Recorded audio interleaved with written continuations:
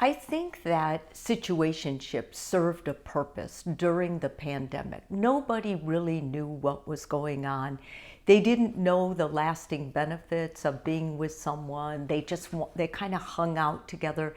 They got closer out of just a lack of being able to go meet other people, a lack of being able to socialize, and some fear. And having someone they could depend on, or at least they were living with, really helped.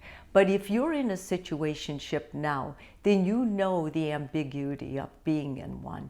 I mean, basically, it's a romantic relationship with low level of commitment and really no label. So you're just kind of in the middle.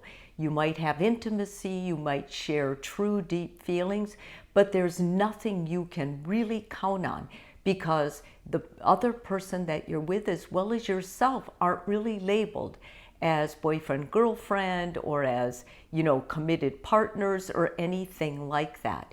We found more and more that it hurts people's mental health when they're in a relationship that's a situationship type, especially if one of the partners wants more. If one of the partner does want commitment, does want loyalty, does want faithfulness, then this kind of a relationship erodes the relationship rather than enhances it.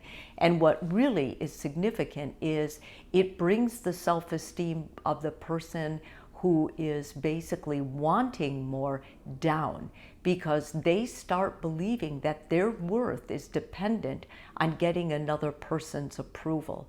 And that's a scary place to go and one you don't need to. So if you're watching this video and you're like, man, I really don't know what kind of relationship I am, let me just go through the caveat, the cardinal signs of it, okay? So you know exactly what's going on. One of the cardinal signs is an unidentified relationship. There is absolutely no label. And when you ask for clarity of a label, there's not one given. We're just hanging out, we're just friends, we're just two people sharing a moment in life or a journey in life. These are things I've heard that are very ambiguous. And to me, it's an excuse not to commit. No consistency. I mean, if you're not committed to this person, you have no label with this person, then they can do whatever. They can show up one night they can be late, they don't need to call you. I mean, these are the kinds of things that can really hurt people's self-esteem as well as their confidence. No future plan. One of the cardinal rules of a healthy relationship is one of the partners has a plan and they are able to talk to their partner about whether or not this plan will work for both of them. If you're with someone who has no plan and you don't have a plan, then you are certainly in a situationship. And lastly, there's not much follow-up, not much check-in. The other person is not committed to you, so there's no skin in the game. It's like you're just hanging together.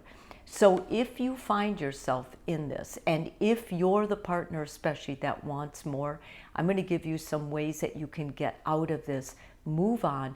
And if you're not in one, these 3 tactics will help keep you safe. The first thing is be clear about what you want. You should not be dating if you're not clear about what you want, because then you're prone to a situationship. I talk a lot about intentional dating.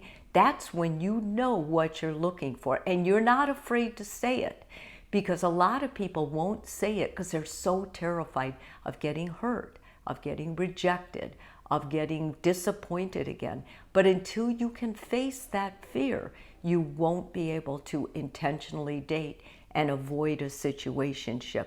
Be straightforward, be honest. The more transparent you are, there's nothing shameful about admitting what you want, what you expect from another person. So be open and honest about what it is you want, what you expect, and where your boundaries are. Because when you're able to align or at least be clear about those, you'll know whether this person fits or doesn't fit, and you won't have to feel like you're wasting any more time or lowering your self-esteem any further. And lastly, communicating it, having several talks. One talk isn't usually enough. In a situationship, the other person will they're good at this. They're good at just keeping it the same old, same old. But at the same time, the more you give into that, the lower your self-esteem. You're also taking a big hit on your confidence. You deserve to be in a relationship that you love being part of, so make it happen now. Make it happen by getting clear about what you want, writing down. This journaling might take a month for you to get really clear, but it will take even longer if you don't get started now. If you're in a situationship that you no longer want to be in, that isn't enough for you, today is the best day to start an action to get out. If this video is helpful for you, please subscribe. And if you're already a subscriber, thank you so much.